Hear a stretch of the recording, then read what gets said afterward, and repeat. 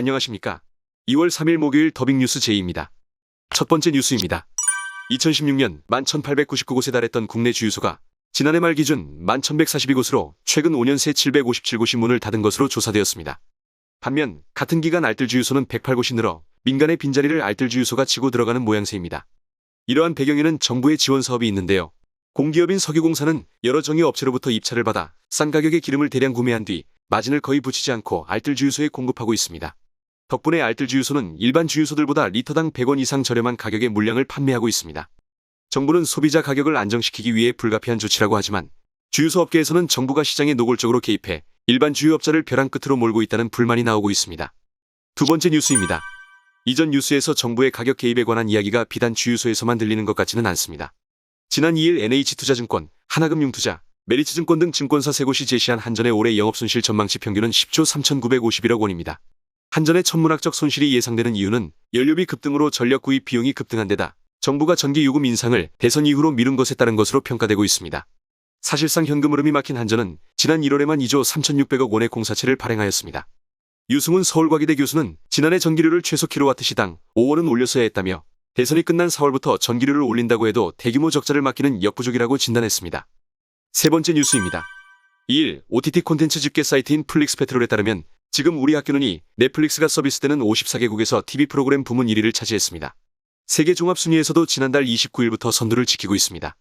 넷플릭스 오리지널 한국 콘텐츠가 1위를 차지한 것은 오징어 게임과 지옥에 이어 지금 우리 학교는이 세 번째입니다.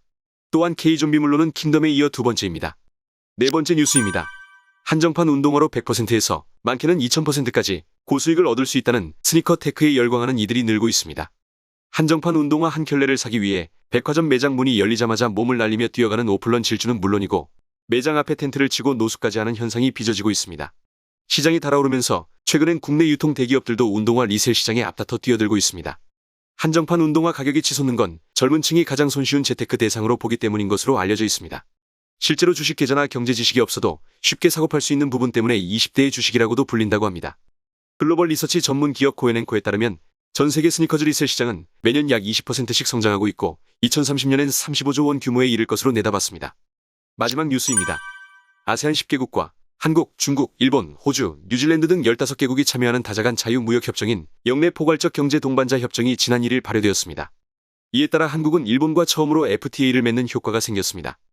협정에 따르면 양국은 모두 83% 품목의 관세를 철폐하기로 했는데 산업의 충격을 최소화하기 위해 단계적으로 관세를 낮추는 이른바 비선형 관세 철폐 방식을 선택했습니다.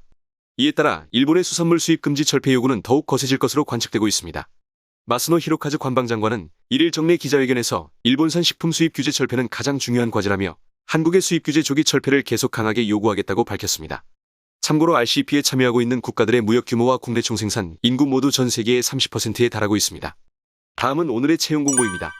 한국중부발전에서 2022년도 제1차 사직급 대졸 수준 신입 직원 채용에 나섰습니다. 총 채용 규모는 43명으로 사무, 정보통신, 발전화학, 토목, 건축 분야에서 각각 채용이 이뤄질 예정입니다. 접수기간은 오는 2월 10일 목요일 15시까지이며 자세한 내용은 한국중부발전 채용 관련 공식 홈페이지를 참조하시기 바랍니다. 이것으로 2월 3일 더빙뉴스를 마치겠습니다. 감사합니다.